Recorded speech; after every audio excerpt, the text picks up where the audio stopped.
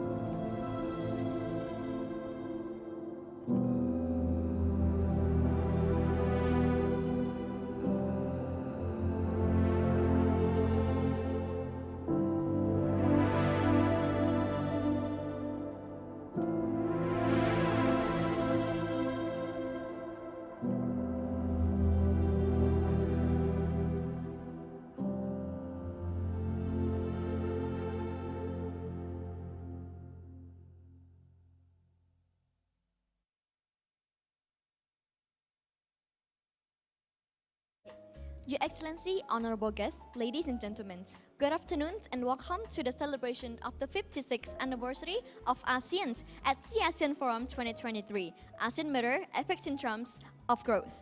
Here at the ASEAN CW Tower, Bangkok, and online via YouTube live streams. So let me extend the warmest welcome our audience across the world. So Kim, could you tell me a little bit what is the ASEAN Forum? Sure, Ella. So what is ASEAN? ASEAN Forum, or CAF, is the knowledge sharing and networking platform which aims to connect, communicate, and collaborate to catalyze positive change for ASEAN community. ASEAN Forum 2023, ASEAN Mirror, Epicentrum of Growth is reflected in the sub-theme of Indonesia's ASEAN Championship of Epicentrums of Growth. Through ongoing cooperations, ASEAN member state has announced a commitment to make Southeast Asia center of regional economic growth and an engine for global growth, including in food, energy, health, and finance sector. And as today, the 8th of August 2023, marks as the 56th anniversary of ASEAN. So our gathering is very meaningful as we commemorate the birthday of our caring and sharing community. So let's walk you through our booths today. So we would like to start with the XX or Sustainability Expo booth first. So here we're with Pijan. So allow us to ask you a couple questions about the Sustainability Expo. So could you tell us a little bit more about what is Sustainability Expo is? The Sustainability Expo is the largest sustainability exhibition in Southeast Asia with the aim to introduce better world, better community, and better living for society and business. So thank you. So who are the main hosts of the Sustainability Expo? This year, the event has been co-hosted by 5 leading business organizations, consists of Thai BAVE, GC, SCG, Fraser Property, and Thai Union Group. Thank you so much for giving us the beautiful insight. May I please also know when is the next event and what will the audience expect to see during the upcoming event? Okay, for this year, 2023, the expo will be running on 29th of September to 8th of October for 10 days with the theme Good Balance, Better World at Queen Sirikit Convention Center in Bangkok. This year, 8 knowledgeable and inspirational zones will be presented, such as SEP Inspirational Zone, Better Living Zone to promote circular economy, environmental quality improvement, and better community zone to present the innovation to develop smart cities, as well as food festival zone and sustainable marketplace zone. Okay, so thank you so much for your information. Lastly, do you have any message to the audience that watching us from live streams on YouTube? Sure, let's shape the better world together. See you at Sustainability Expo 2023. Thank you. Thank you so much, Pijan. Thank you so much, Ha. So next for another booth of our event today is ASEAN booth. So today we're with Pifan. So Pifan, so you have anything to say about the ASEAN? ค่ะสวัสดีค่ะ Welcome to ASEAN. That our booth have many activities. We have like the 3 sections for working. That have sustainability development. We have leadership, talent development, and also art and culture. So especially that we just start for the ASEAN Cup for 2 years already, and we try to find a new member, and you can join the activity also even that you from the outside or from another country. Thank you. So today we're here with Ella. She is the previous intern of the ASEAN. So can I ask you a couple questions about ASEAN? Sure, please, yeah. So can you tell us a little bit more about the purpose of ASEAN? Okay, so ASEAN mainly is a social enterprise companies that we use to aim to enhance collaborations and connectivity across the ASEAN region. Okay, thank you. So how do you feel about working for ASEAN as the intern here? Thank you so much. So it's been a marvelous journey for me to work with ASEAN. I have received a lot of good experience and also a lot of knowledge about business in our ASEAN region. So, thank you so much. Thank you. So now let's see the event inside. Thank you.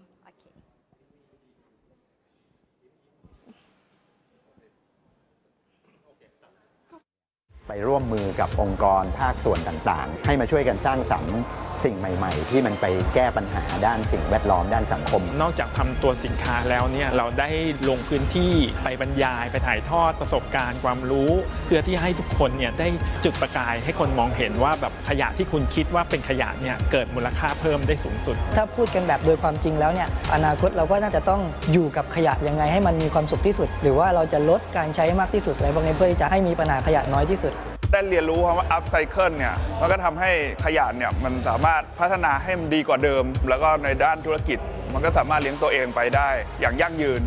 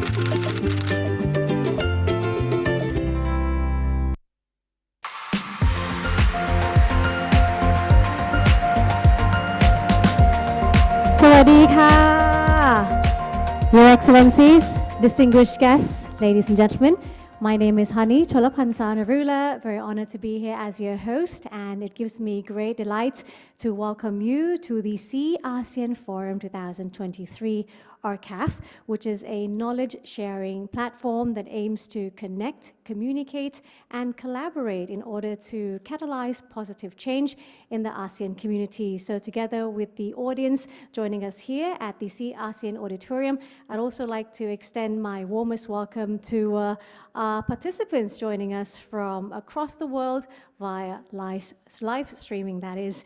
Today is August 8th. It is a very special day, 8/8, which not only is the big day, special sale for online shoppers looking for the best deal yet, but I would say that today is quite a special, meaningful, and lucky day, because from the planetary perspective, it's a magical day. I'll tell you why. Because today is when Venus, the planet of love and beauty, kisses with Jupiter. That's the planet of miracles. So there is love in the stars, celestial mechanisms in action.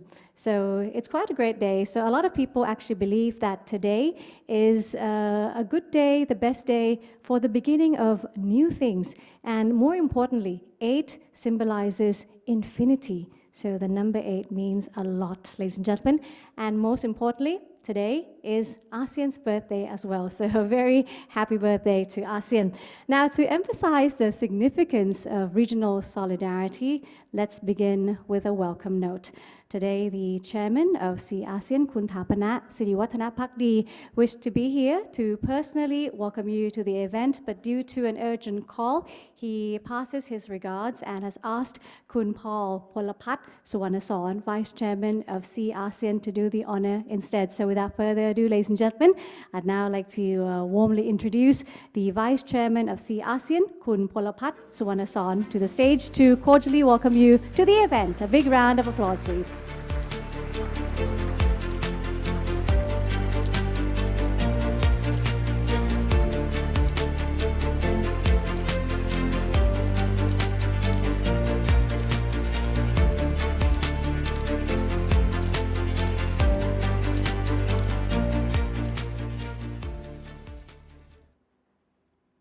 His Excellency Dr. Kam Kim Hong, the Secretary General of ASEAN, Your Excellencies, Honorable Speakers, distinguished guests, ladies and gentlemen. On behalf of our Chairman, Kun Thapana Siriwattana Phakdi, it is my great pleasure to welcome all of you here to ASEAN. I would like to extend a warm welcome to our online audience across the world, joining us virtually. The Association of Southeast Asian Nations, or ASEAN, was established, as she said, on the 8th of August, 1967, in Bangkok, with the commitment to have one vision, one identity, and one community. I'm delighted that ASEAN in Bangkok can bring all of you here today to celebrate the 56th anniversary of ASEAN, or ASEAN Day, in the same city, in the same date when it was founded. For the past 56 years, ASEAN has worked together with the global to create the goal of peaceful, stable, and resilient community. It underpinned the United Nations 2030's agenda for sustainable development to uplift the standards of living of our people. After the prolonged COVID pandemic, we are still facing more global uncertainties and emerging challenges like wars, social unrest, and natural disasters. ASEAN have continued our shared vision by working closer to remain resolute in our pursuit of a cohesive and resilient ASEAN as one community. Today is a very auspicious day for the people across the region to commemorate the 56th anniversary of ASEAN. This historical occasion highlights and proves the success of collaboration among ASEAN member states with the dialogue partners to move forward together as a stronger and more resilient community on the basis of mutual respect and greater benefits. ASEAN is honored to have the opportunities to join hands with multitude of partners from governmental organizations, corporations, academic institutions, entrepreneurs, artists, and youth leaders, not only to ASEAN, but also the friends of ASEAN as well. I would like to take this opportunity to thank all the partners for your trust in ASEAN and your continued support for us to promote ASEAN business, art, and culture. Today, the ASEAN Forum's theme is on Epicentrum of Growth, with the emphasis on collaboration and to celebrate ASEAN Day. ASEAN is honored to welcome our distinguished speakers who will share their insights and vision on how ASEAN member states can collaborate in harmony and move forward stronger together. In addition, our champion of ASEAN Youth Speech Contest will show you the passion of the new generations towards our community. So in closing, May I invite all of you to join our ASEAN Day celebration in the ASEAN event hall outside you just came in from after the forum. So once again, on behalf of ASEAN, a very warm welcome. Thank you. Sawadee krap. Thank you very much to the Vice Chairman of ASEAN, Kun Paul Polapat Suwanason. Thank you for the wonderful message on this very special day that shows the spirit of unity and cooperation. Excellencies, distinguished guests, ladies and gentlemen, allow me to introduce you to our first honorable speaker now, who will be touching on the topic of ASEAN Vision 2025. What have we done and what will we do? We are very fortunate and privileged to have with us a virtual message from the Secretary General of ASEAN, Dr. Kao Kim Horn. Dr. Kao Kim Horn's career has focused on strengthening Cambodia's international relations, particularly in ASEAN, driving policy advocacy, promoting research, education, and development. Dr. Kao survived the Khmer Rouge genocide and moved to the United States at the age of 15. He returned to Cambodia later in the month of January in 1993 to run a think tank dedicated to ASEAN and international affairs. He was a Secretary of State of the Ministry of Foreign Affairs and International Cooperation. With the mission of providing education to disadvantaged youths in Cambodia, Dr. Kao established the University of Cambodia in 2023, of which he continued to serve as the university president until he stepped down in October 2022. So today, Dr. Kao will be sharing with us the progress of ASEAN Vision 2025 and the way forward. Without further ado, ladies and gentlemen, please warmly welcome the Secretary General of ASEAN.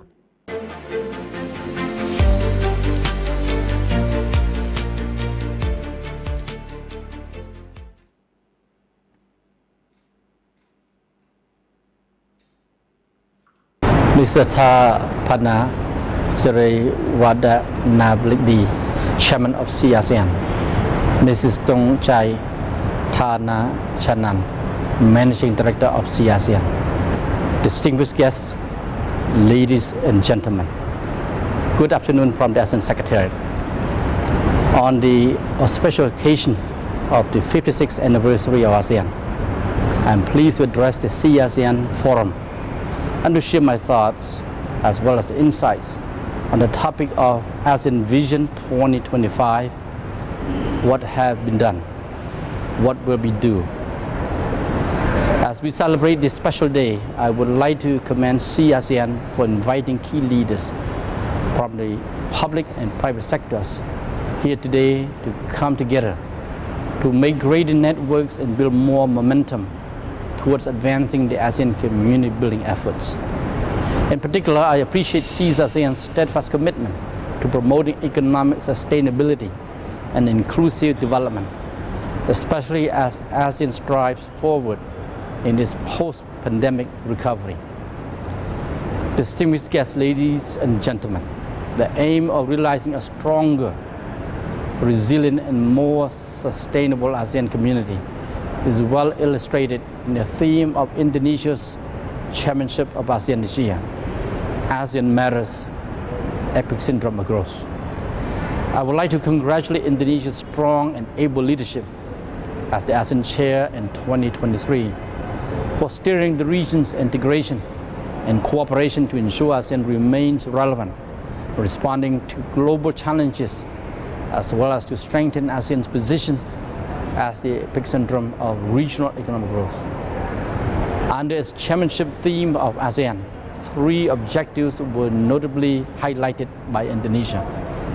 First, ASEAN Matters. Second, Epicentrum of Growth. And third, the ASEAN Outlook on the Indo-Pacific, or AOIP. On the first pillar, ASEAN Matters, Indonesia has consistently prioritized the need to make progress on the following regional issues, namely negotiation of the Code of Conduct, or COC, text. B, eradication of trafficking in persons. C, strengthening the institutionalization of human rights dialogue in ASEAN. D, developing a roadmap on Timor-Leste membership of ASEAN. And E, the signing of the protocol to the Southeast Asia Nuclear Weapon Free Zone, or SONFES, treaty by the nuclear weapon states.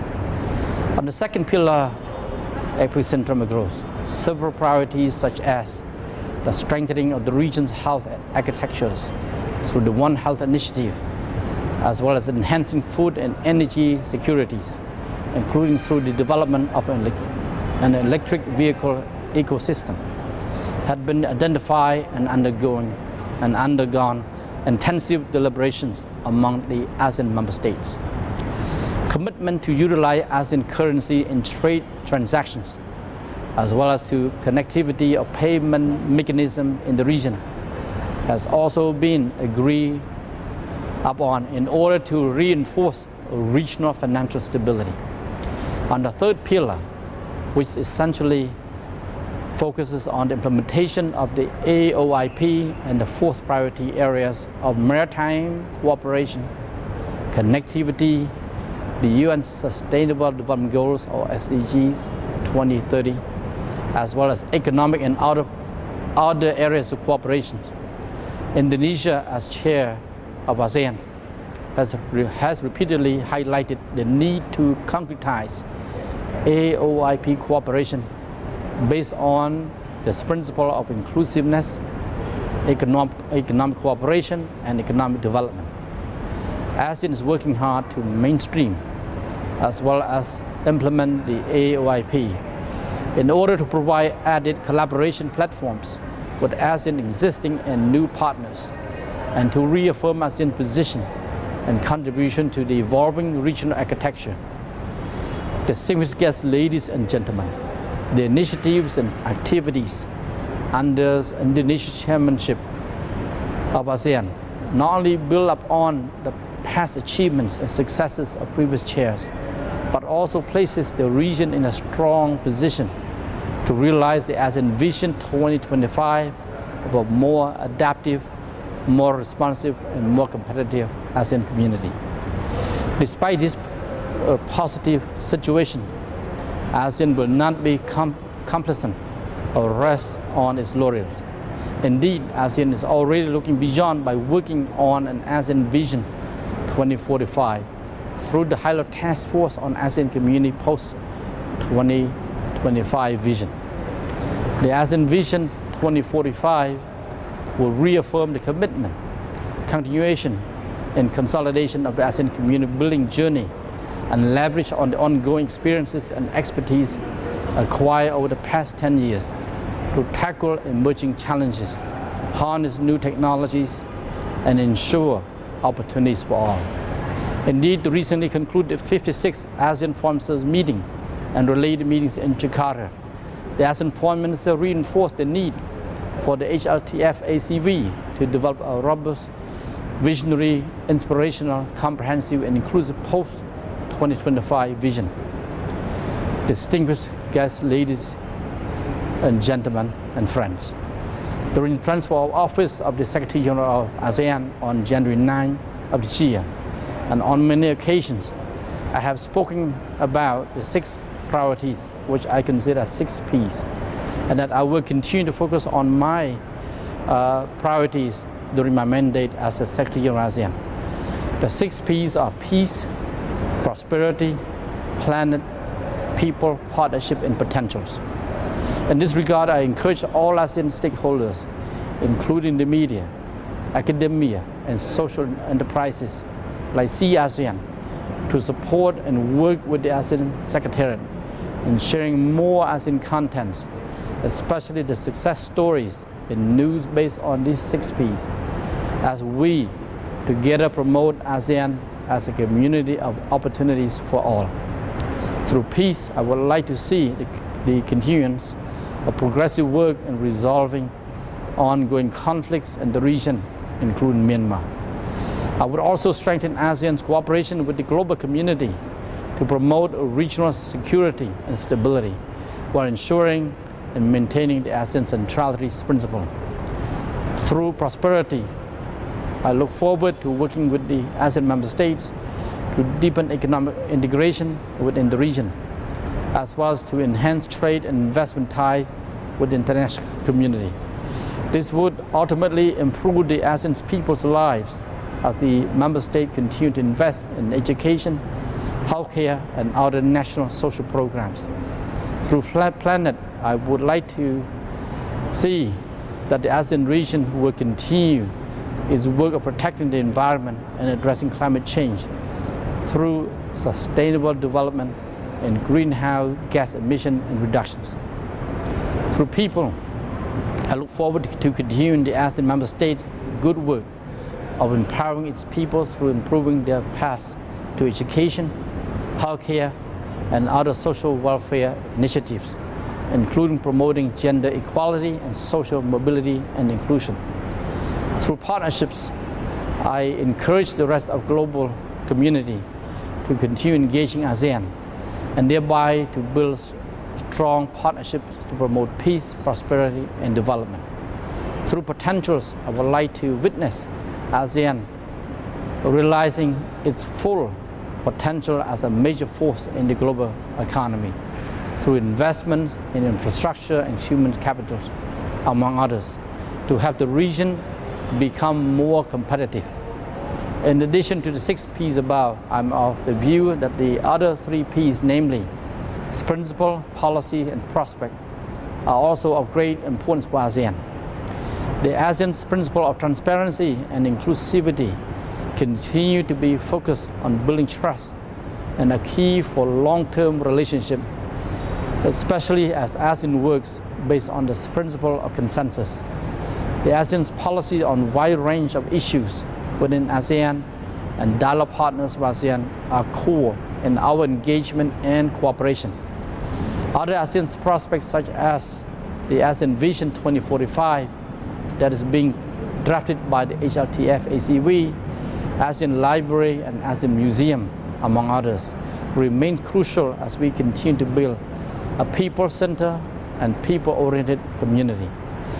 Distinguished guests, ladies and gentlemen, as we mark the 56th anniversary of ASEAN, there's no doubt that much has been done as we strive to deliver peace, stability, and prosperity to our peoples. At the same time, there's no question that there's much that we must and will do to ensure a bright future for the ASEAN community. By working together on the 9 P's I have elaborated above, I am confident that we can bring ASEAN to greater heights and to achieve further growth and development. Let us therefore redouble our efforts and endeavors and contributions to achieve a future ASEAN that is safe, resilient, and stable for all of its peoples. Thank you.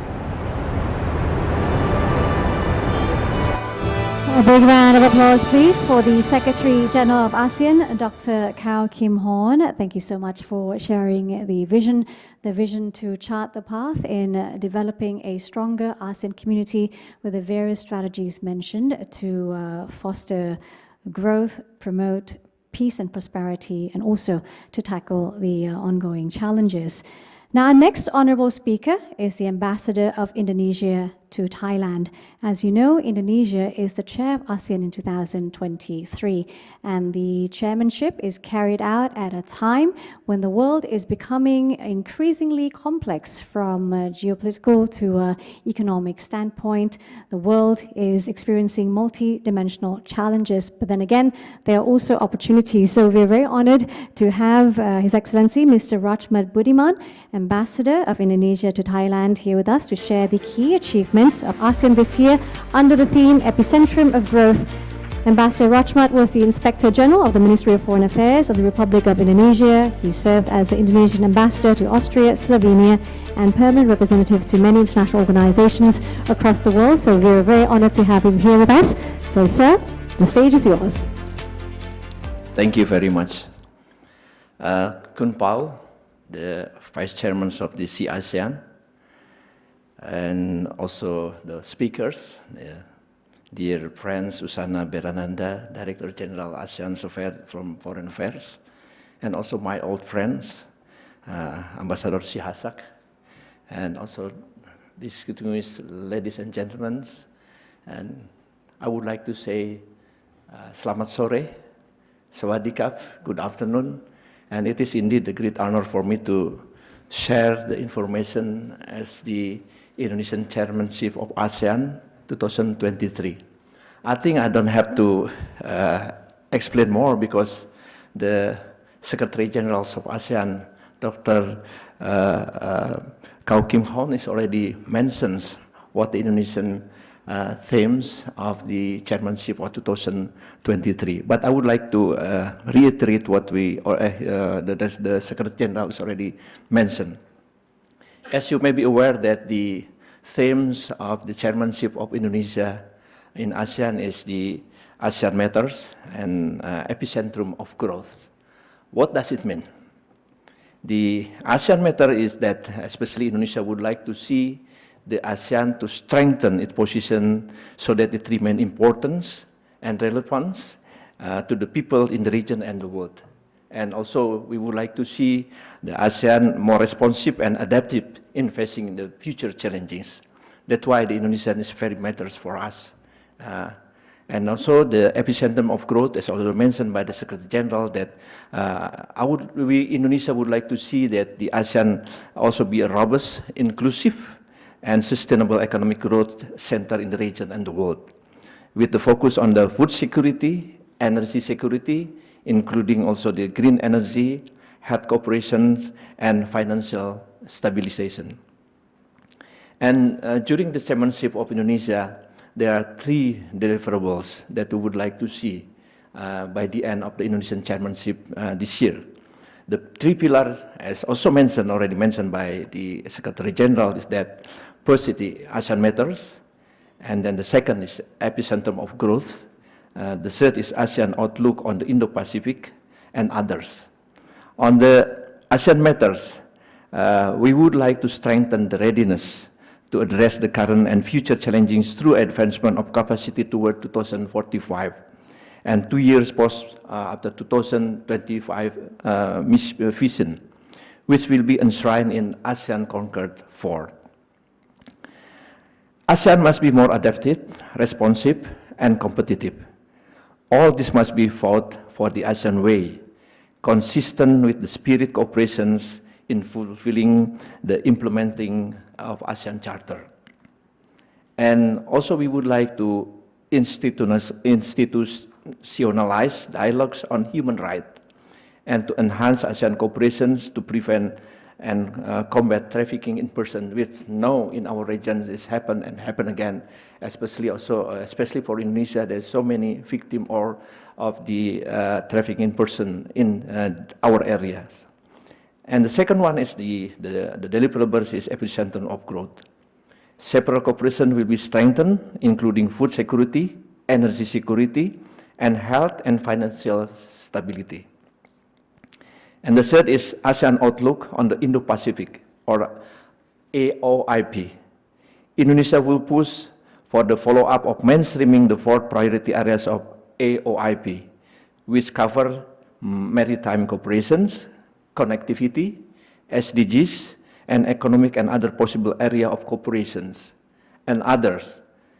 Indonesia will underline and on the 5 consensus remain the main reference to address the Myanmar case.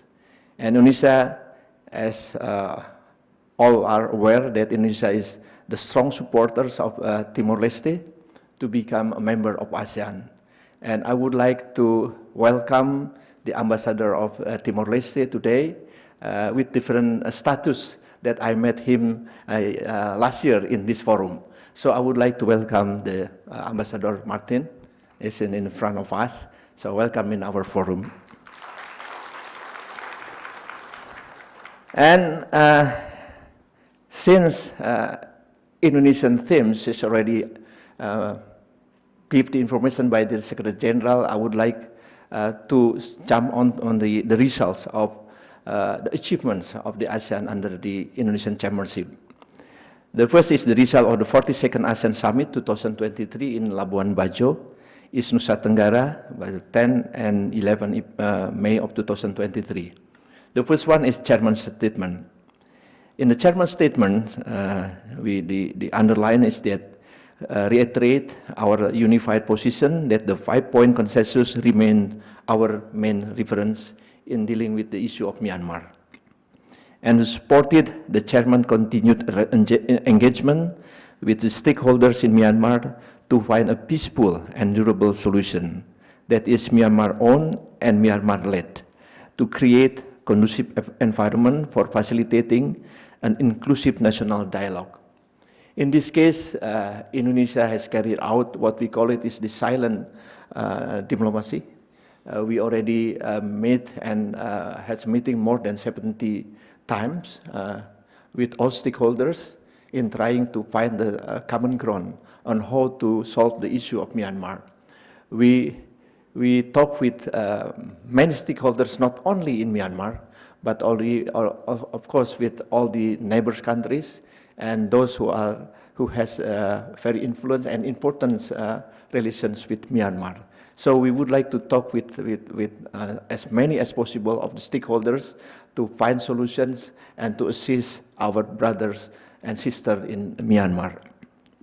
And also, we observed some movements of the humanitarian front with the competitions of joint need assessment by the AHA Center as facilitated by chair and relevant stakeholder in Myanmar. We commended the partial delivery humanitarian aid to people of the Myanmar on 7 May 2023, despite the challenging security situations. On the ASEAN matters, we also have a kind of the achievement, namely the ASEAN Leader Statement on the Development of ASEAN Community Post-2025 Visions and ASEAN Leader Statements on Strengthening ASEAN Capacity and Institutional Effectiveness. And the two leader statements are made to respond to the need of our vision that should have political, economic, and socio-cultural relevance that binds our whole community together, which can then truly help become united, resilient, and inclusive community. ASEAN leader declarations on combating trafficking in persons caused by the abuse of technology, which is, we experienced many cases in the case of Indonesian citizens, namely the scamming online. And we would like to emphasize the need to synergize various ASEAN mechanisms, modalities, and commitments and promote cross-pillar activities to address, prevent, and combat trafficking in person. And the C is roadmap to Timor-Leste full membership in ASEAN to support the Timor-Leste to achieve the milestone through the provisions of capacity building assistance and any other necessary and relevant support for Timor-Leste full membership in ASEAN. Indonesia is always stand ready to assist our brother and sister from Timor-Leste to become full members of ASEAN. And in the epicentrum of growth, ASEAN leader declarations on the health initiative to respond to the increased risks and vulnerabilities of each member state toward the threats to humans, animals, plants, and environments with an epidemic and pandemic potentials, and climate change with a multi-sectoral and collaborative One Health approach. ASEAN declarations on protections of migrant workers and family members in crisis situations, and ASEAN declarations on placements of the protection of migrant fishers to give migrant workers, family, and fisher protections, assistance, facilitations in various aspects that need by engaging and collaborating among ASEAN member states and with ASEAN external partner, international organizations, and other relevant international entities. On the ASEAN leaders' joint statement on the establishment of ASEAN Villages Network, namely to establish a platform of collaborations among villages and also with the external partners and private sectors. On the ASEAN leaders' declaration on development regional electric vehicle ecosystem is made by encouraging the significant roles of adopting electric vehicles to improve energy security in the region. ASEAN leader declarations on the advancing regional payment connectivity and promoting local currency transaction to foster bilateral and multilateral payment connectivity agreements to strengthen economic integrations by enabling fast, seamless, and more affordable cross-border payment across the regions. That all the declaration is, I think, is a good achievement for ASEAN member because it will strengthen our collaborative cooperations in every single aspect. On the leader interface, ASEAN Interparliamentary Assembly, the role of Parliament is crucial to strengthen democracy and also maintaining political stability as the key drivers economic growth. And currently, the 44th AIPA is being held in Jakarta, Indonesia, from 5 to 10 August 2023 under the theme Responsive Parliament for a stable and prosperous ASEAN. On ASEAN youth, the role of young people is essential in accelerating the achievement of the SDGs, including fostering inclusive digital transformation to expedite a global economy. On the ASEAN BAC, there should be a government and private sector synergy in enhancing supply chains for a sustainable and inclusive economy in Indo-Pacific. On the HLTF SCF, the goal is establishing a year to 20 years post to 2025 ASEAN vision timeframe, enabling HLT to develop a more adaptive, forward-looking, and transformative visions. And on the 11th and 14th July, there is a meetings of the IMM, the 56th of IMM and PMC, and there is also some of a key achievement in these sectors. Namely on the ASEAN matter, this is very important that the draft Concord, the ASEAN Concord 4 has been discussed, and the latest draft will be presented in the 43rd summit. And we hope that the ASEAN Concord will be agreed upon because this is the continuations of the Concord 1, Concord 2, and Concord C, which is very important for the role of ASEAN. On the ASEAN Concord 4, the substance of this Concord will be the ASEAN leader guidance in facing future challenges by strengthening ASEAN capacity and institutions, strengthening regional resilience, and building inclusive regional architecture. On developments of ASEAN maritime outlook, the MO would be a practical tool to understand the trend of maritime cooperations in the regions and strengthen the cooperation in different sectors in ASEAN. In our region, it's very important to see how the issue of maritime being deal with, and also we would like also to see that the all the issue of maritime, including the maritime boundary, will be settled by peaceful means, especially by the negotiation between those concerned member states of ASEAN. As Indonesia itself, Indonesia has to settle all the maritime boundaries with our neighbor countries, especially with in ASEAN, because we have 10 boundaries with India, from India, and then Papua New Guinea and Australia. But with the members of ASEAN, we have to finalize all the maritime boundaries, namely with the Malaysia, Singapore, Vietnam, the Philippines, and also Timor-Leste. Of course, in different sectors. There are several issues on the territorial waters, and there is also we have to discuss and negotiate in the EEZ and also for the continental shelf. And on the advancement of ASEAN nuclear weapon-free zone, through China accession process to Zone-Phase Treaty Protocol without reservations.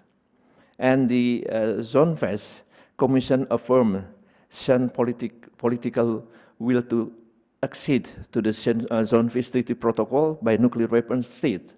In this regard, the joint communique IMM reflects ASEAN plan to continue exploring the possibility of a nuclear weapon state accession separately for those without reservation. At the same time, ASEAN will also continue to engage nuclear weapon state with reservations and intensify effort to resolve various outstanding issues.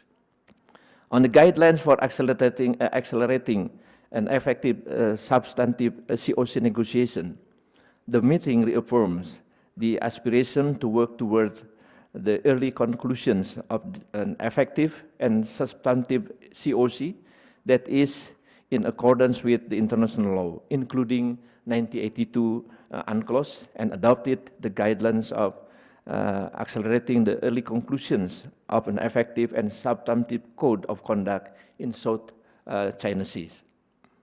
And the declaration on the ASEAN Human Rights Dialogues to be agreed on the 43rd Summit as part of advancement and on protections of human rights in the region. In joint capacity building and training program as a preventive diplomacy development as response to conflict potential in the regions. And on the issue of the support ASEAN epicentrum of growth, there is some projects, the electric vehicle development supported by US and plus 3 countries, China, Japan, and also Republic of Korea, on the use of local currency in the regional level, supported by plus 3 countries, namely China, Japan, and also Republic of Korea, and on the strengthening food sustainability in the region, supported by Canada, India, Russia, and plus 3 countries, China, Japan, and Korea. On the establishment of ASEAN, the US Center to promote trade and investment flows, people-to-people contact, and raising awareness of ASEAN as regional organization in the US. On the key achievement and a highlight on the mainstreaming ASEAN outlook of Indo-Pacific, IOIP, successful mainstreaming IOIP in East Asia Summit with 18 members of dialogue partners inclusively. Receiving support for issue EAS leader statement in September 2023. Receiving support on the mainstreaming IOIP in bilateral level with Russia and New Zealand, with US, China, and South Korea will be issued a joint statement in the 43rd Summit. And receiving support on strengthening cooperation between ASEAN Secretariat with Pacific Island Forum and ASEAN Secretariat with the Indian Ocean Rim Association, or IORA, representative from IORA and PIF, were invited to participate in the 43rd ASEAN Summit, including East Asia Summit, and participation of commitment on Asia Indo-Pacific Forum, implementations of the IOIP in the 43rd ASEAN Summit. On the key achievements and highlight in TAC accession, accessions of the Kingdom of Saudi Arabia to TAC becomes the 51st state party to TAC as the foundations of cooperation between the two regions, including through ASEAN Gulf Cooperation Council Summit, which will be held in October 2023.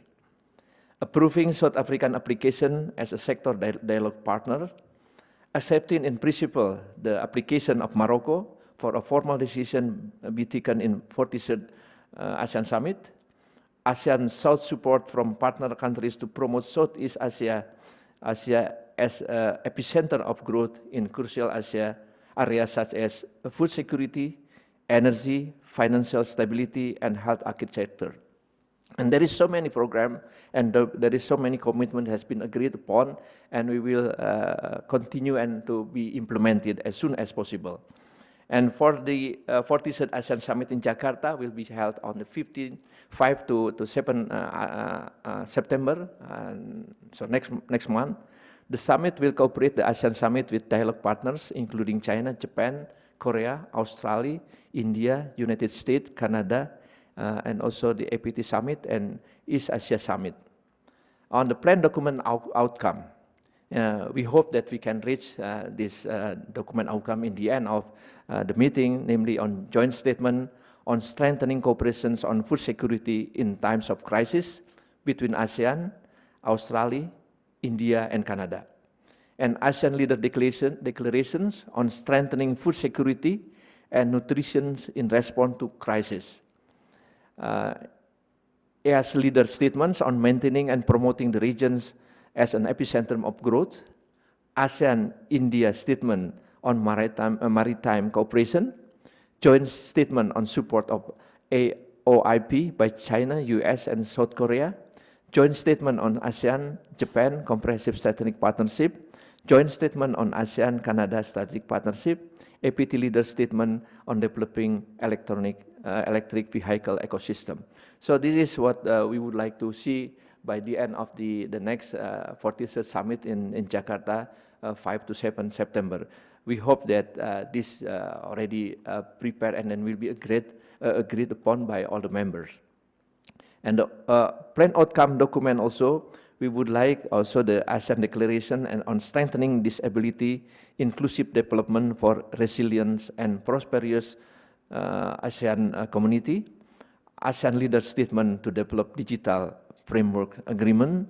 ASEAN declarations on early childhood care and education in Southeast Asia. ASEAN declaration in gender and family. ASEAN joint statement on climate change to the 28th session of Conference of the Parties to the United Nations Framework Conventions on the Climate Change, UNFCCC, COP 2008 to 28, and ASEAN Blue Economic Framework. There's so many document outcome that now prepare, and by the end of, not by the end, by the beginning of the first week of September, we hope that everything will be agreed upon and will continue to implement it. And the flagship for the next is that we would like also to underline that on the Asia Indo-Pacific Forum in Jakarta 5 to 6, there are now already identified 29 projects. So we still listing, and we hope that the project will be more than 29 by the end of this month, and so will be discussed in the 5 to 6 September. And ASEAN Business and Investment Summit will be held also before the IOP meeting, namely the 3 and 4th. And the ASEAN Youth Dialogue 2023 on Digital Development, Sustainable Development Goal will be held in 4 to 5. Already done it in the 2023, namely 5 to 5 and 11 to 13 of April. And the ASEAN Youth Dialogue feature a series of panel discussion, dialogues, and workshops on various themes such as inclusivity and the youth participation in accelerating digital transformations, the dual roles of youth in implementations of SDGs, and the avenue in strengthening the region digital ecosystem for youth entrepreneurship. So this is the achievements so far that already reached by the members of ASEAN during Indonesian chairmanship. And we would like to see also the other achievement. We still have a time for achieving that the goals, and we hope by the end of the Indonesian chairmanship that the deliverables that already mentioned earlier will be reached smoothly. So I think thank you very much by informing what we already done and we already achieved during the Indonesian chairmanship until this month. Thank you very much. Good afternoon. Selamat sore. Thank you very much, Your Excellency, Mr. Rachmat Budiman, the Ambassador of Indonesia to Thailand. Thank you for sharing the key achievements of ASEAN in 2023 and also outlining the refocus of ASEAN's attention in driving sustainable economic growth in the region. Ladies and gentlemen, from the growth prospects, we now move on to challenges in ASEAN 2023. This topic was to be delivered by His Excellency Mr. Surikia Sathyanthai, but unfortunately he came down with a flu and cannot be here with us today. However, we are very privileged to have the presence of His Excellency Mr. Sihasak Phuongketkaew, who will share his views on this hot topic, the challenges in ASEAN in 2023. Ambassador Sihasak Phuongketkaew is one of Thailand's most senior career diplomats. Throughout his career, he assumed a number of key positions both at home and abroad, such as Thailand's ambassador to Japan and France, and permanent representative to the United Nations and other international organizations in Geneva. During his tenure in Geneva, he was elected as the president of the United Nations Human Rights Council. He has extensive experience in policy matters related to ASEAN. He was the head of the Thai delegation to the ASEAN Senior Officials Meeting from 2006 to 2007, and again from 2011 to 2015. He was also Thailand's representative on the high-level task force which drafted the ASEAN Charter and the chair of the high-level panel responsible for drafting the terms of reference establishing the ASEAN Intergovernmental Commission on Human Rights. I'm very pleased to invite our esteemed guest to make his presentation today. So, ladies and gentlemen, would you join me in putting your hands together to welcome His Excellency Mr. Sihasak Phuongketkaew.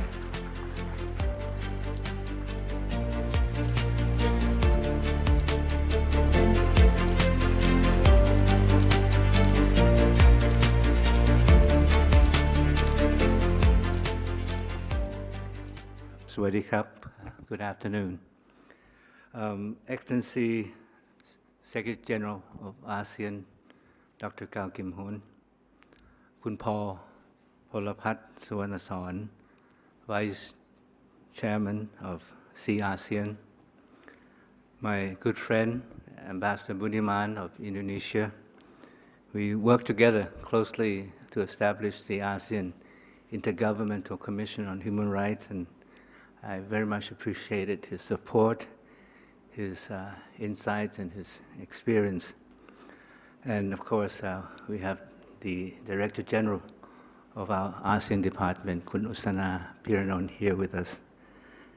I'm very honored to be here, to mark the anniversary of the establishment of ASEAN. 56 years, it's been quite a long time. And usually on this kind of occasion, we take stocks of what has been achieved.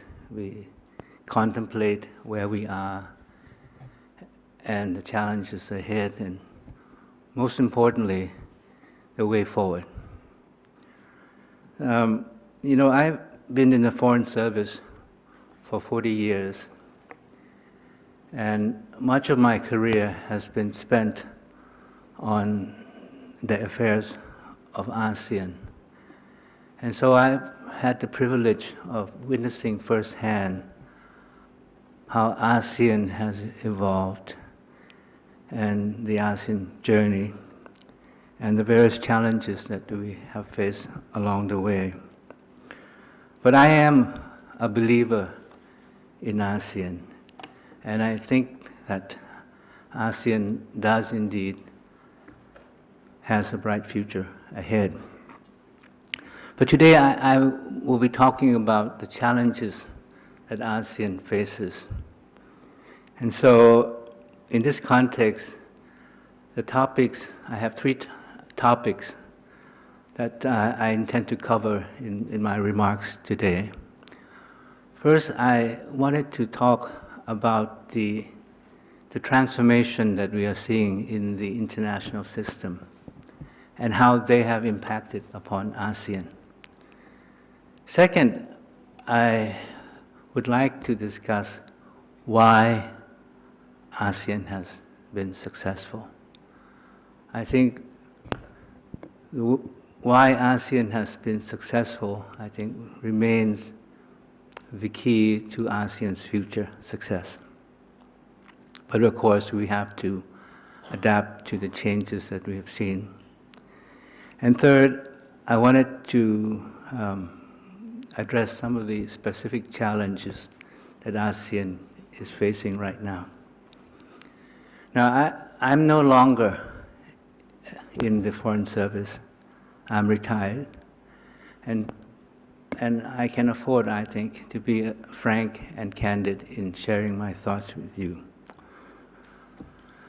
First of all, I think, we're seeing profound changes in the international system. First, there is this shift in the balance of power from the West to the East. We see the rise of Asia, the rise of China, the rise of India, and even the rise of ASEAN. And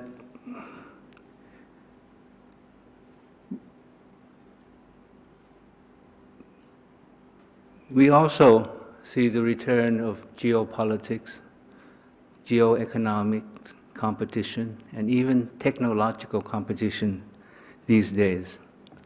You have the Ukraine crisis and the fragmentation of the international order. And at the same time, we're facing a number of global challenges, such as the pandemic, climate change, which requires international cooperation. But we're also witnessing the erosion of multilateralism. So these are the challenges that ASEAN faces. But on top of that, we also have our own challenges. Myanmar, and also the challenge to the ASEAN way. The ASEAN way has been part of our success, but some people feel that the ASEAN way may also be constraining ASEAN's ability to handle future challenges.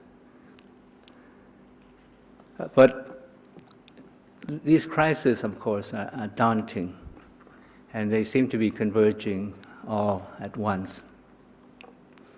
But, ASEAN has this unique ability to defy the odds, to prove the critics wrong, and we have been able to overcome many challenges in the past. When ASEAN was established back in 1967 in Bangkok with the Bangkok Declaration, that was during the height of the Cold War. Many felt that ASEAN could not survive. But in fact, ASEAN has survived, we've thrived, and we have become a success story. At the beginning, we hardly knew each other. There was a lack of trust and confidence. Now, of course, there is no conflict among the member states, and we have enjoyed peaceful relations. From 5, we've become 10, and now we are in the process of adding a new member, Timor-Leste, which I hope can be done very soon. We've also contributed to our own peace and to wider peace in the region. And from an association, we have become a community. So these are no small achievements. But as the Secretary General pointed out in his remarks, is that we cannot be complacent. We cannot rest on our laurels. ASEAN needs to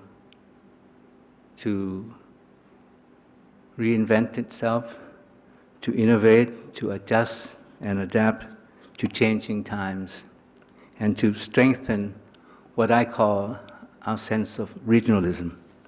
And I think fundamental to ASEAN success has been this sense of regionalism, sense that we are in it together, the sense that we are interdependent, the sense that we have a shared destiny, the sense that we have a shared vision. Many of us in ASEAN, we like to say that ASEAN needs to stick together. We need to hang together. Otherwise, we will be hung separately. So it's important for ASEAN to maintain our unity, our cohesion, as we face the challenges ahead. Now, what are these challenges?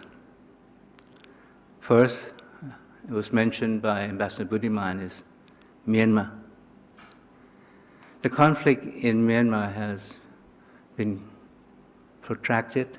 It's been going on for over 2 years now. There seems to be no end in sight. Violence continues, and the country runs a risk of fragmentation. The 5-point consensus of ASEAN provides the framework for a political, peaceful solution. But to be frank, we have not achieved real progress yet. In spite of the best efforts by Indonesia as the current chair, as well as the previous chair, Cambodia and Brunei.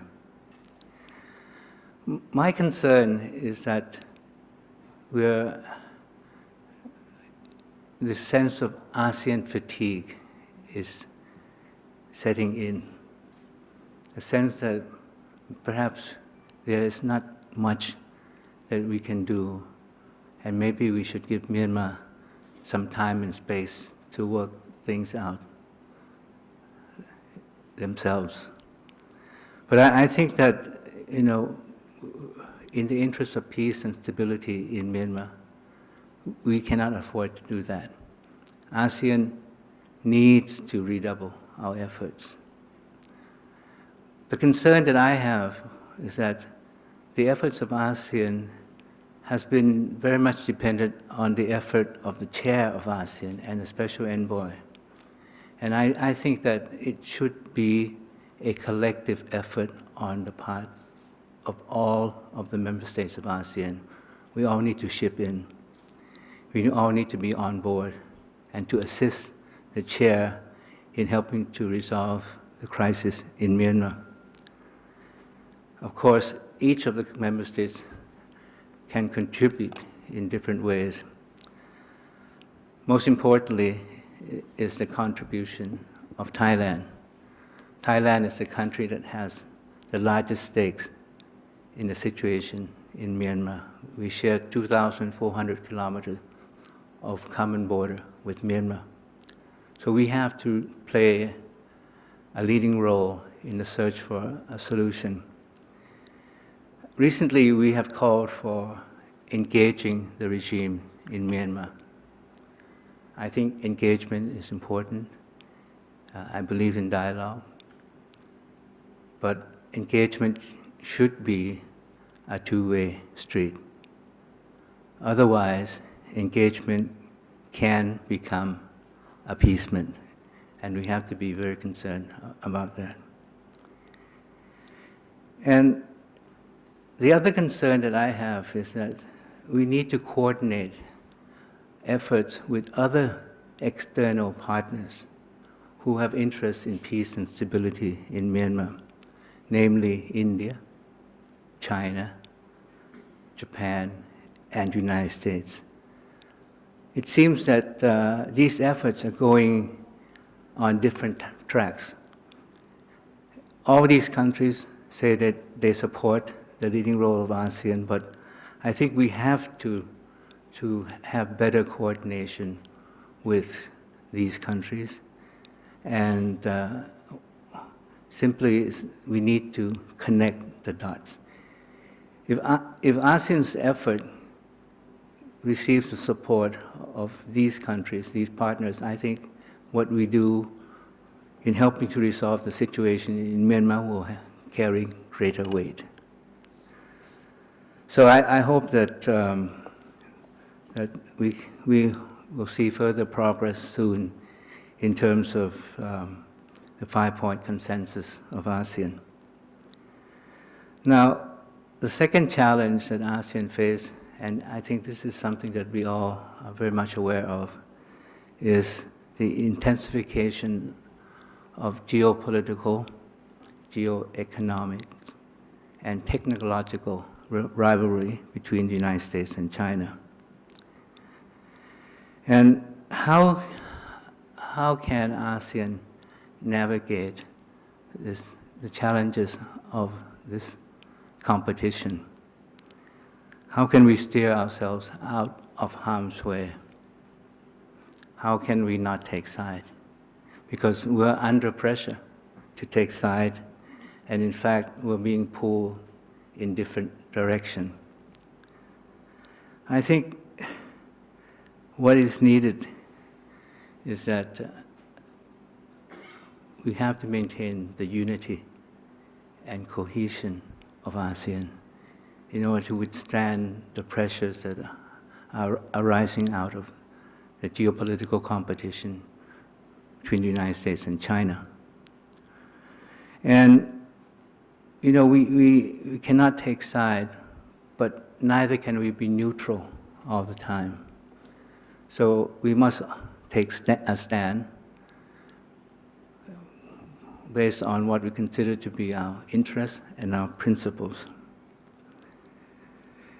And when we look at the major powers, I think it's important to look with a sense of realism. We have to live with China, definitely. China is the resident major power in the region. At the same time, at times we also have to stand up to China if there are activities that we feel are inconsistent with the rules-based international order. We need to engage the United States, definitely, because the role of the United States is important in ensuring a balance of power in the region. But at the same time, we certainly cannot join the United States in any efforts to isolate or contain China.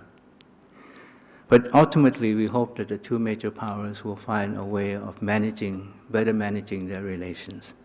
So all of us in the region could get on with the business of promoting economic development and economic prosperity. I think over the long term, what is needed is ASEAN to work harder to shape a regional order that is open, free, inclusive, rules-based, and with ASEAN at the core. And this is the ASEAN outlook on the Indo-Pacific. So far, I think we haven't really fleshed out how we intend to implement the ASEAN outlook on the Indo-Pacific. And I'm very glad that under the chairmanship of Indonesia, a lot of thoughts have been given to how we should proceed with the implementation of the ASEAN outlook on the Indo-Pacific. But what is needed is that ASEAN needs to be in the driver's seat. ASEAN needs to be proactive.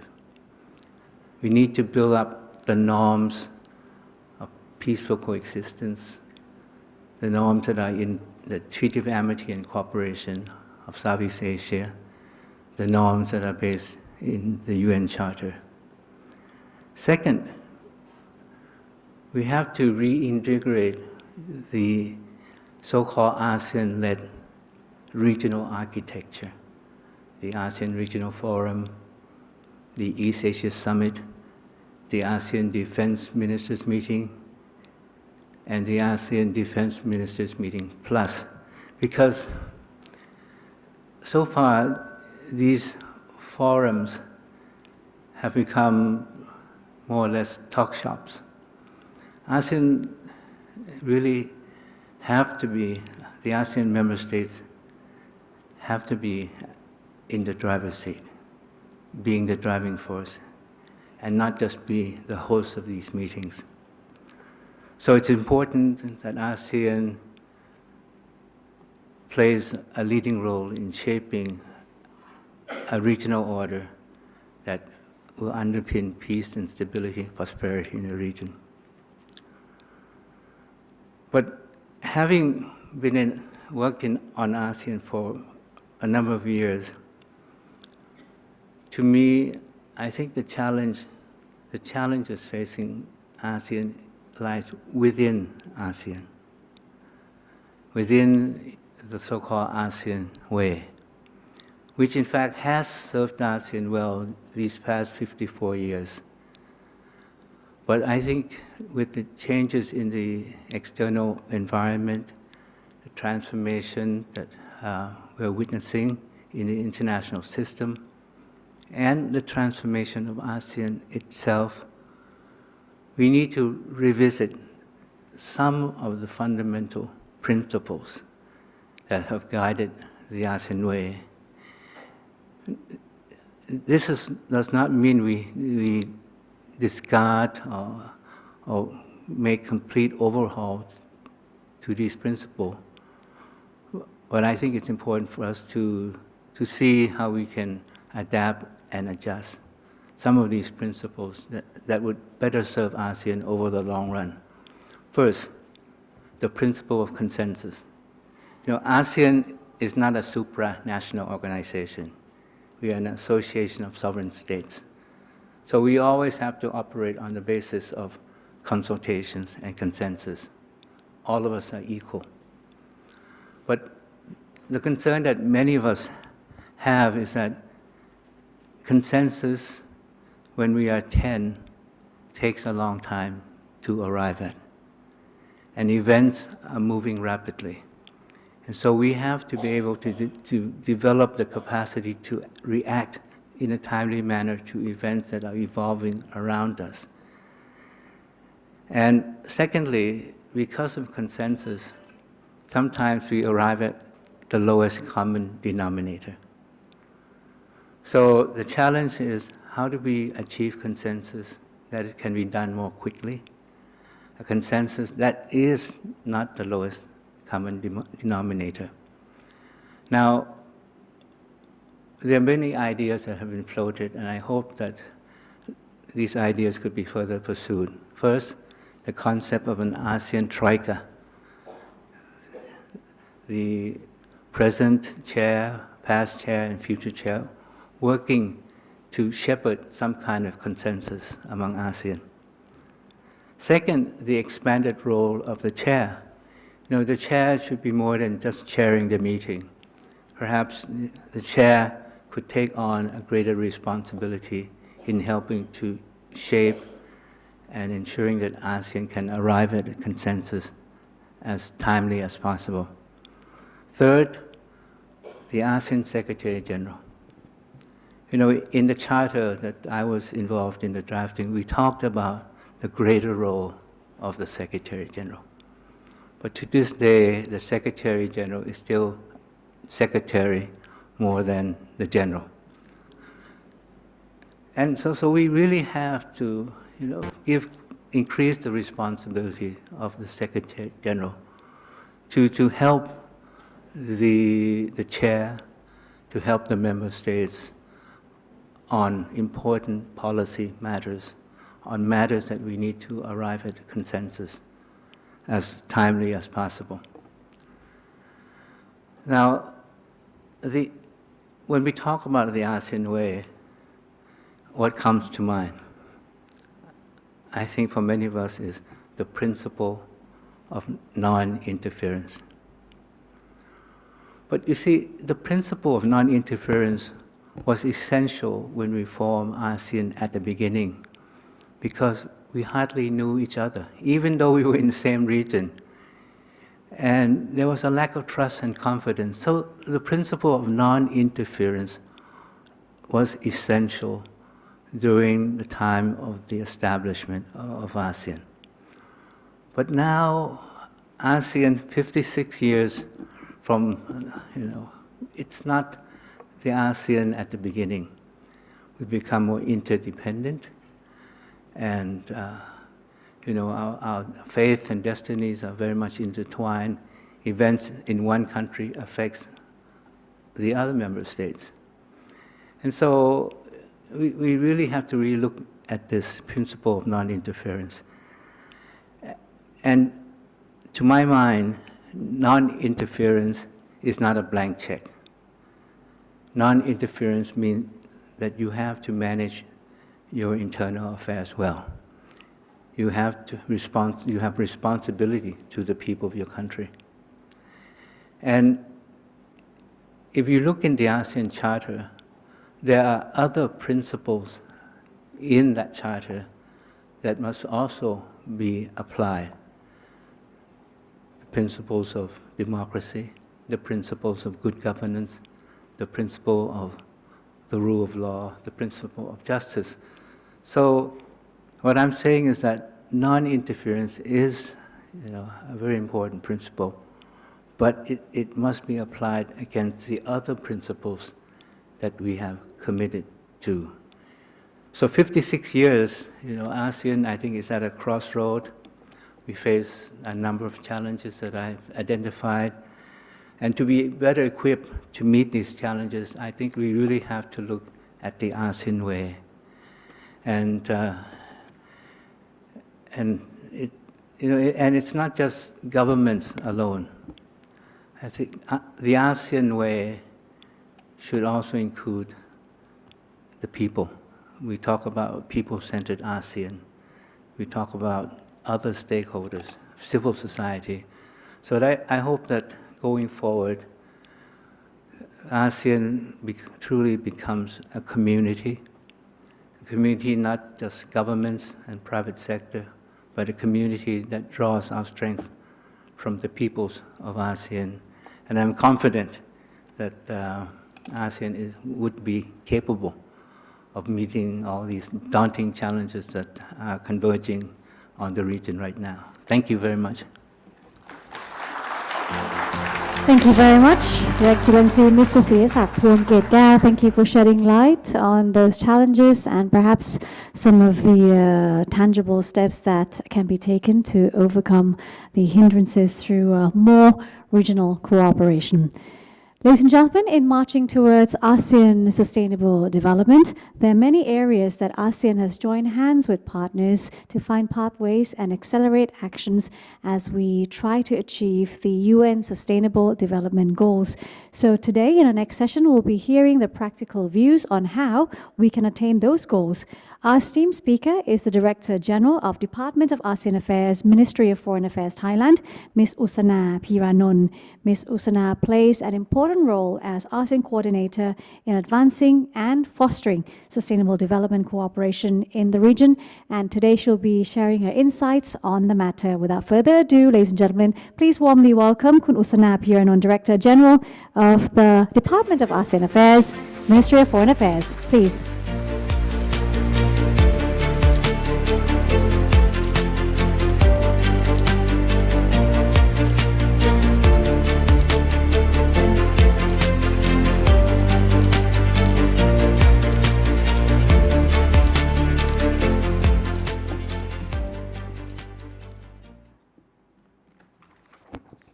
ขอบคุณค่ะ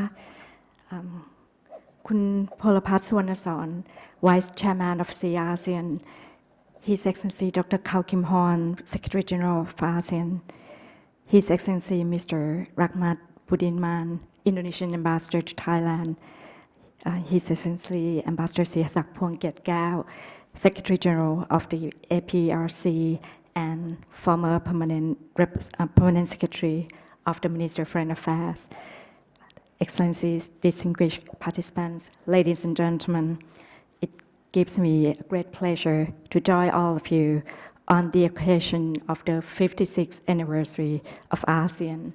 And yesterday at the Ministry of Foreign Affairs, we also celebrated this auspicious occasion. And one of the activities we organized was a discussion forum to reflect on how ASEAN should move forward amidst current challenges just mentioned by Ambassador Siyasak. The forum highlighted the importance of raising awareness about ASEAN and increasing engagements between ASEAN institutions and the people. This is why the event today is very timely, and I thank ASEAN for continuing to hold this forum. I recall that last year I talked about how fostering partnership is essential to make ASEAN stronger, to be able to effectively respond to existing and new challenges. And unlike Ambassador Siyasak, I'm still in the Foreign Service. And I'm so glad that the issue assigned to me to speak today is less sensitive.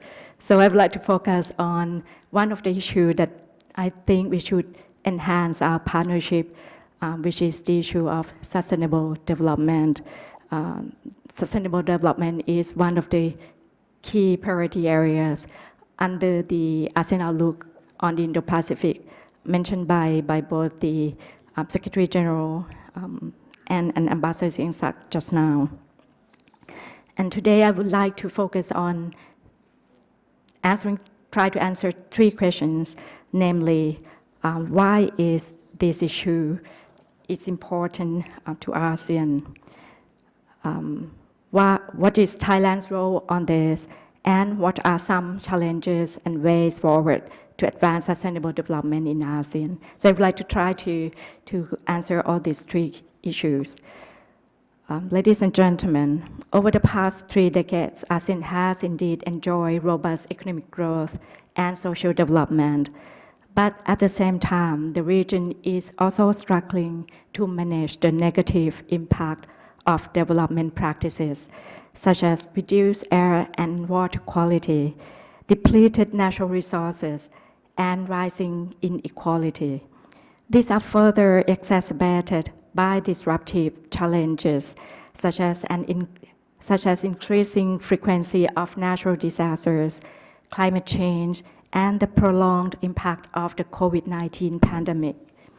These challenges are a wake-up call for ASEAN and the world that we need a paradigm shift in our economic development approach. We need to strive for a more balanced growth and where impacts on the environment and society will no longer be overlooked. As such, sustainable development has become not just a mere aspiration, but a matter of necessity.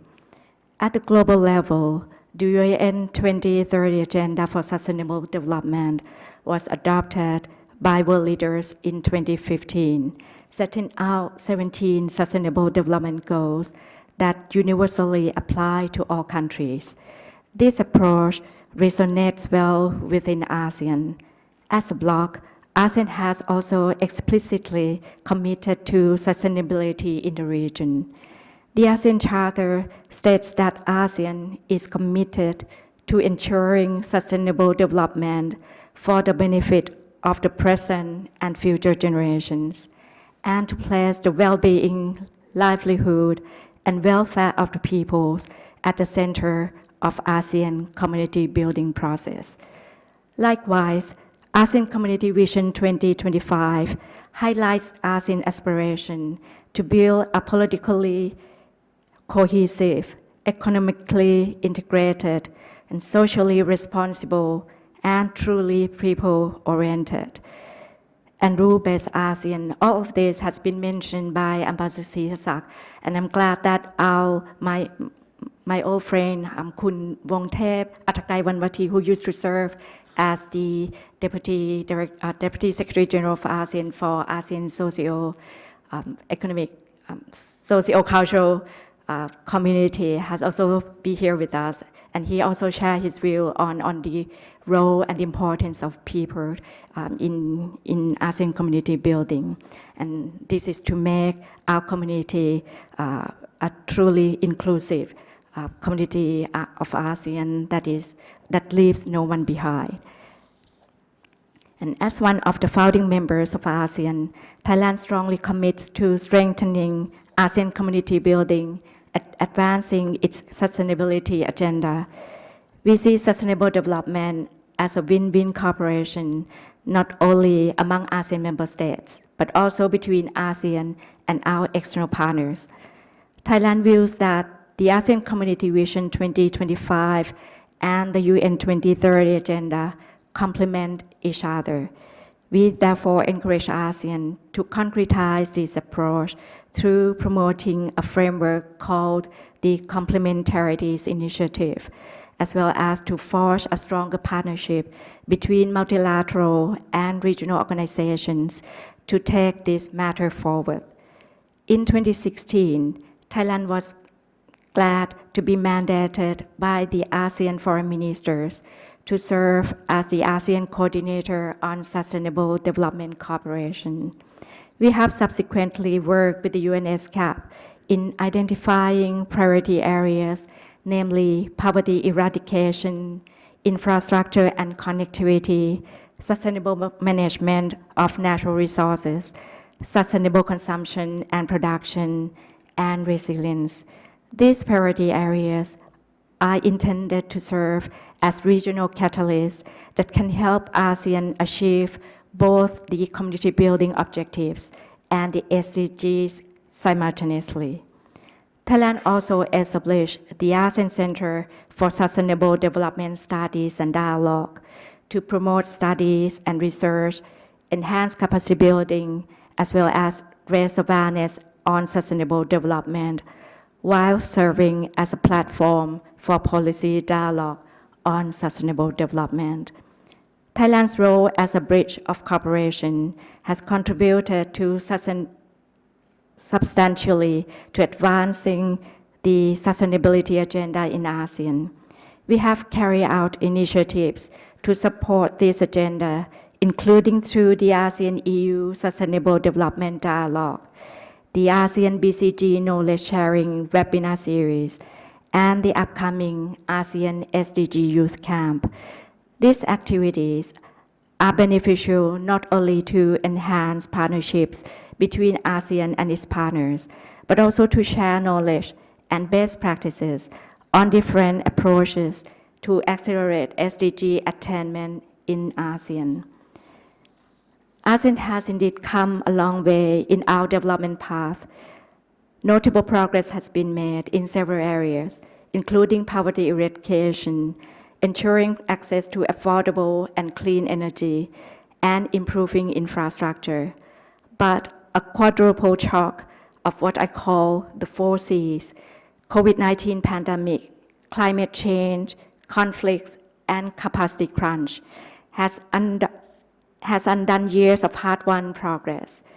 Much work remains to be done, and it is more important now than ever to transform our commitments to the SDG into concrete outcomes.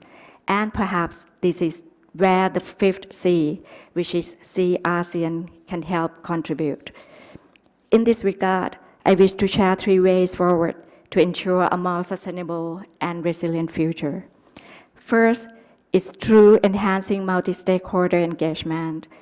The multi-disciplinary and cross-cutting nature of the SDGs means that effective implementation will require a higher level of cooperation among various stakeholders, be they the civil society, private sector, government, academia, and the youth.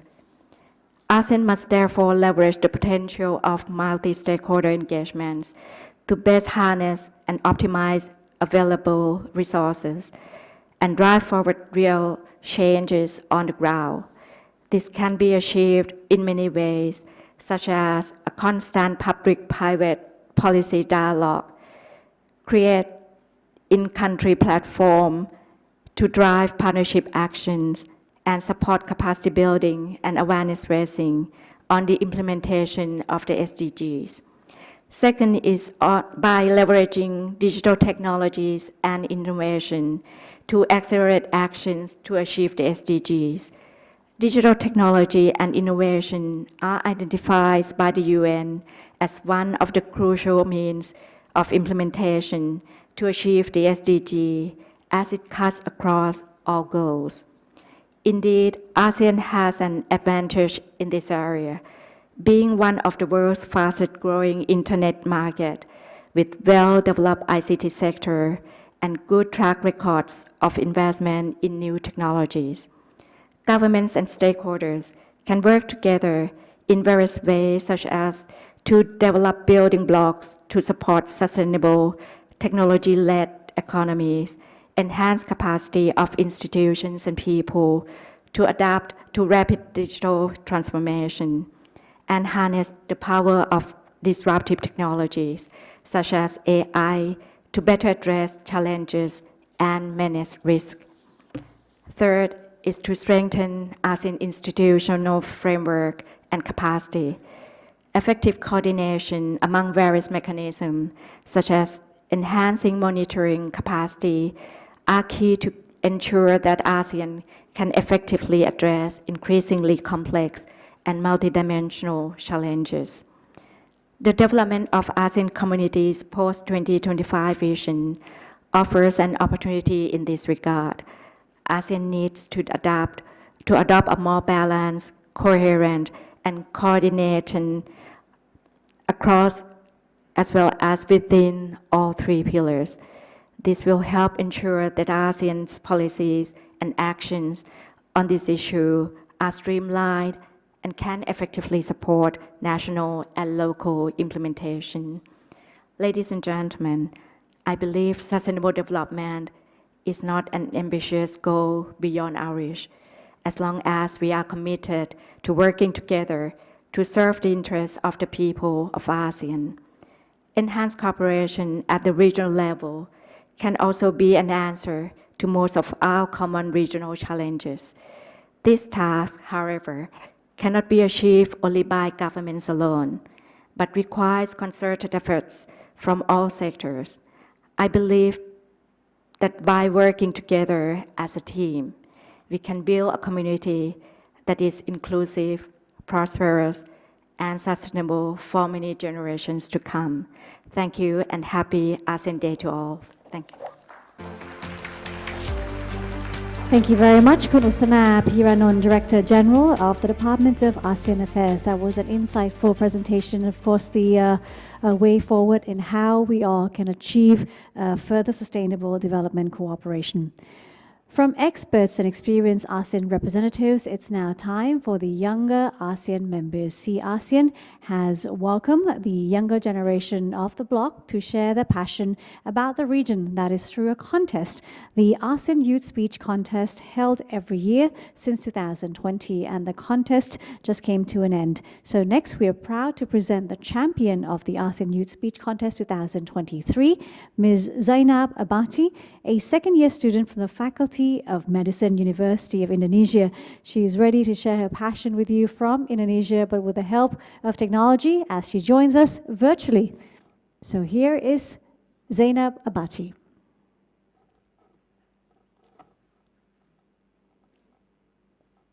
What if right now you had a box in front of you?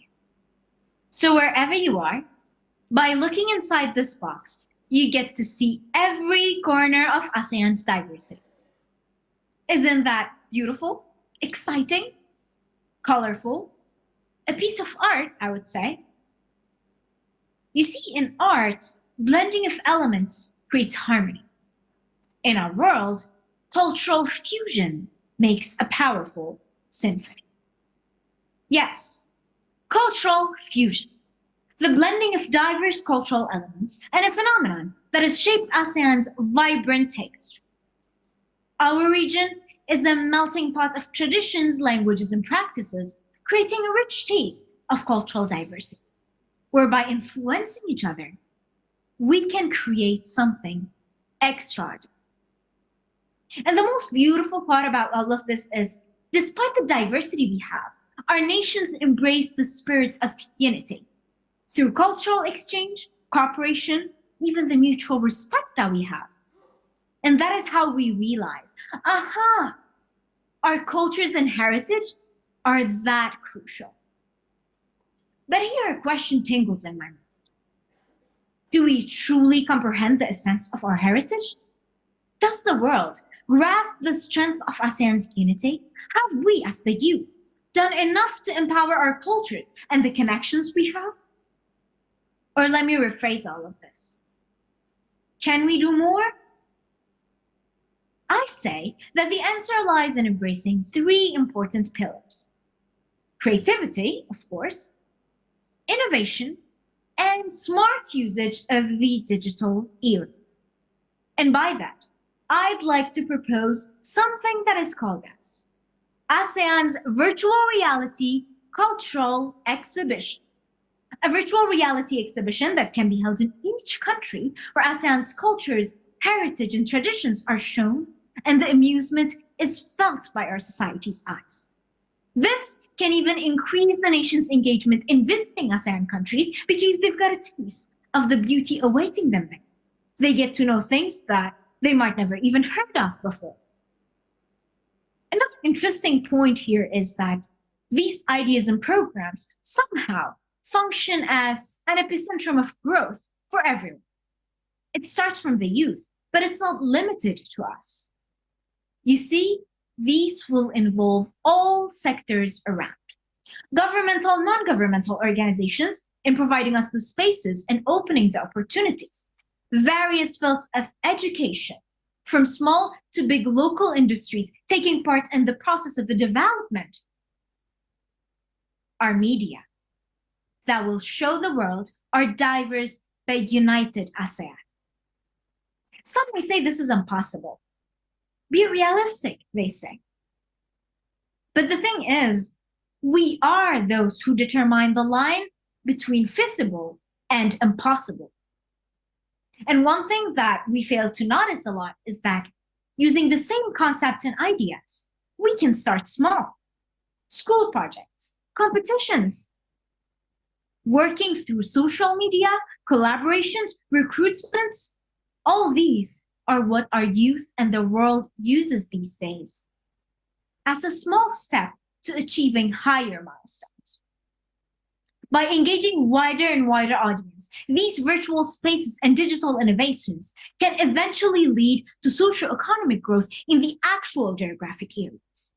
Now, can you see how powerful our ASEAN's diversity is? Madeleine Albright says, we must be authors of the history of our age. But it's not enough to be compassionate. We must act upon what we have. So, by taking a step towards creativity, a push of innovation, and smart usage of the digital era, we're not only safeguarding the traditions of ASEAN countries, but also enhancing our sense of pride, identity, and socio-economic well-being.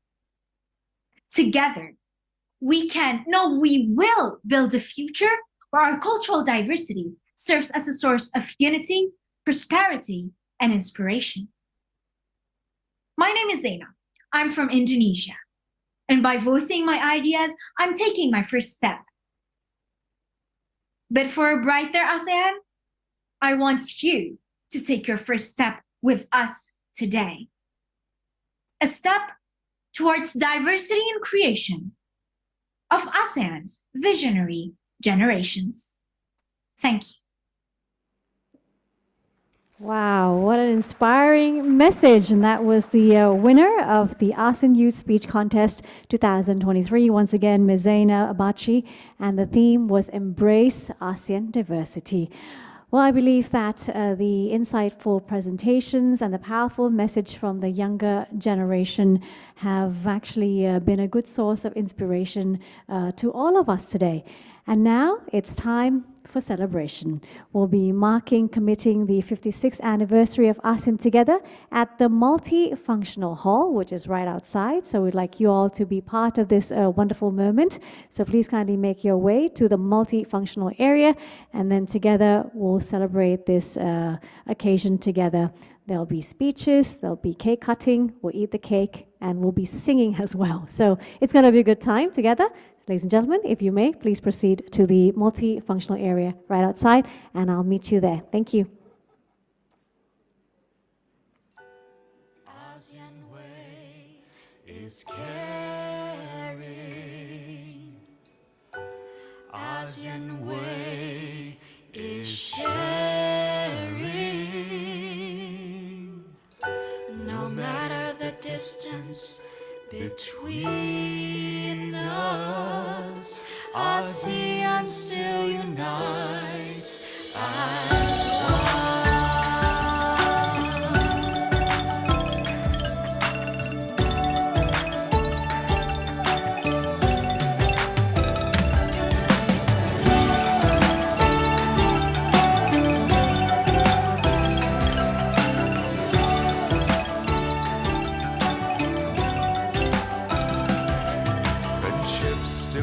Our hearts tight to keep us fight as one. No harm can defeat us, no pain can frighten us, since we are always one. Harmony is what we believe in, no one will be left behind. So we can fly as one, blow our love to the sky, since we are always one. Let's share.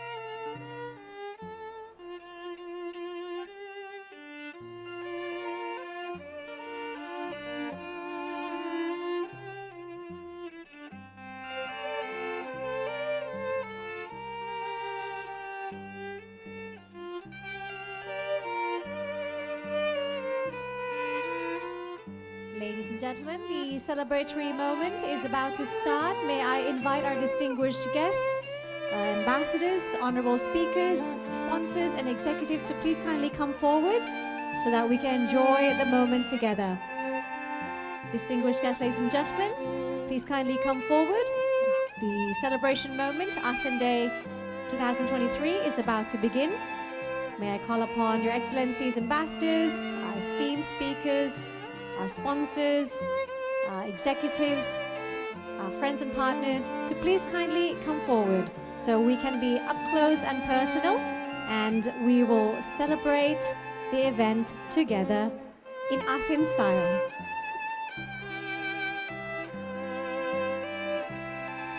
เรียนเชิญท่านผู้มีเกียรติทุกท่านนะคะเคลื่อนมาด้านหน้าใกล้เวทีนิดนึงนะคะพื้นที่จัดงานของเรานะคะเราจะได้ใกล้ชิดกันนะคะเพราะว่าอีกสักครู่เราจะมาร่วมเฉลิมฉลองอาเซียนเดย์ด้วยกันแล้วนะคะการครบรอบ 56 ปีของการก่อตั้งอาเซียนค่ะเรียนเชิญทุกท่านที่อยู่ด้านหลังเคลื่อนตัวมาข้างหน้าเลยนะคะเคลื่อนมาด้านหน้าเลยค่ะขอบคุณมากค่ะ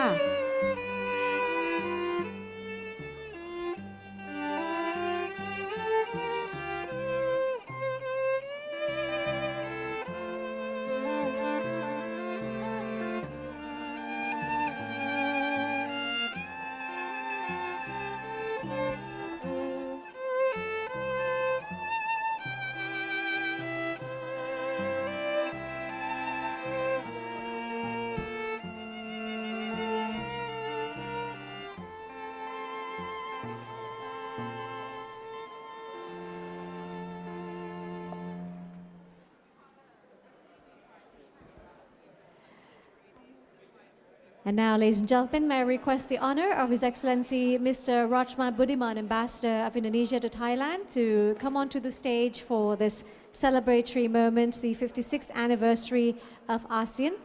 Your Excellency, please.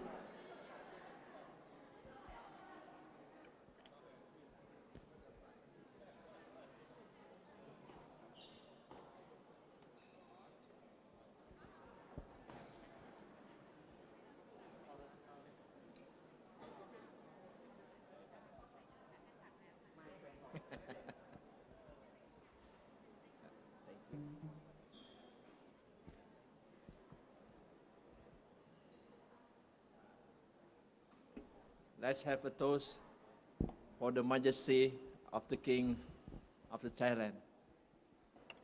For the King. Ladies and gentlemen, please respect the royal anthem.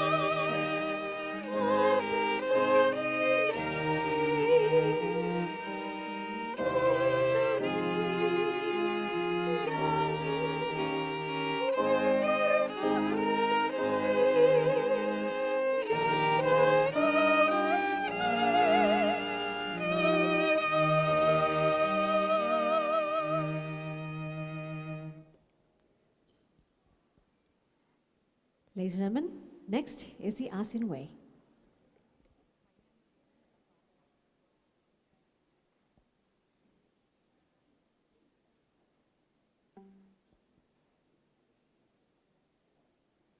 Let's have a toast for the unity and the success of ASEAN.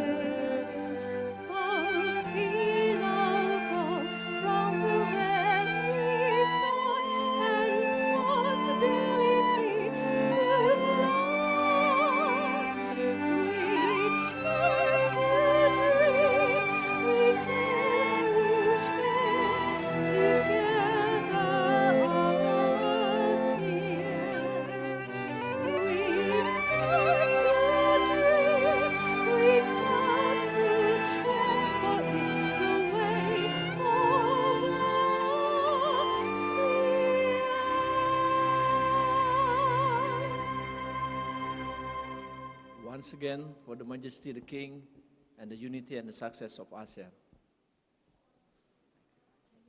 Thank you so much. Thank you, Your Excellency.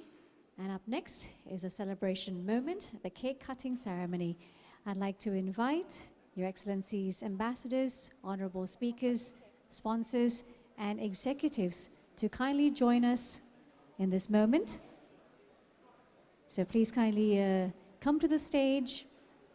We'll do the cake cutting celebration. We'll celebrate together. Please.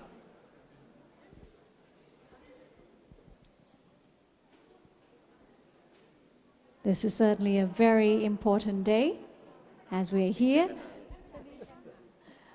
to mark the 56th anniversary of ASEAN. This is a vital platform to share, to celebrate the significance of the regional cooperation. All right, so we have the cake ready. And if you're ready, ladies and gentlemen, we'll do a countdown together. But first, we'll take some pictures. And then we'll hand the ambassador the knife.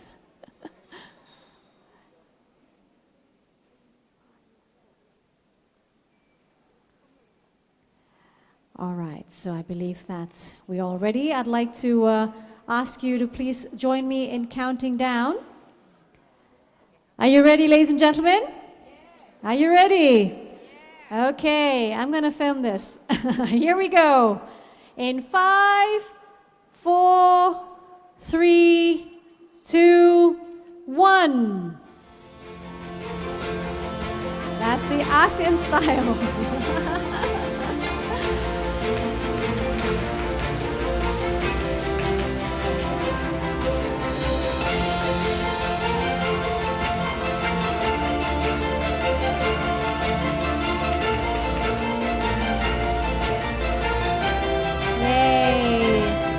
Fantastic. I hope we have enough pieces for everybody, Mr. Ambassador. All right, so now we'll enjoy the cake, enjoy networking, enjoy mingling around with each other. And I believe that we have more music coming up as well. And feel free to join us. If you wish to sing, we have a song list for you to pick from.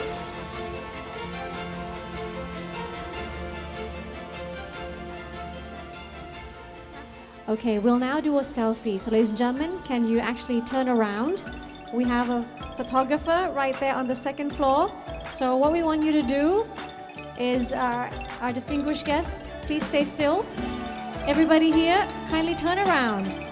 ทุกท่านคะรบกวนกลับหลังหันนิดนึงนะคะช่างภาพอยู่ด้านบนคุณช่างภาพหายไปไหนแล้วได้ภาพแล้วหรือเปล่ามาแล้วค่ะมาแล้วช่างภาพจะวิ่งหามุมนะคะทุกท่านหันหลังกลับหลังหันนิดนึงนะคะ please turn around we'll do a selfie shot a Wi-Fi shot please look at the camera guy he's on the second floor you can wave you can smile whatever you want as long as you're happy it's a good day.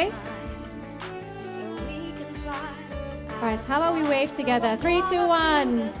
Yay! Alright? Well, that's it then. Thank you so much, Your Excellencies, distinguished guests, ladies and gentlemen, members of the media. Thank you for sharing this occasion with us. And we have more music. As mentioned, feel free to sing, to share your talents, share your favorite song. If you feel like singing, just let us know, okay? So for now, thank you very much, and do have a beautiful day. สวัสดีค่ะ Our spirits to heal the world. That's our constant of speaking.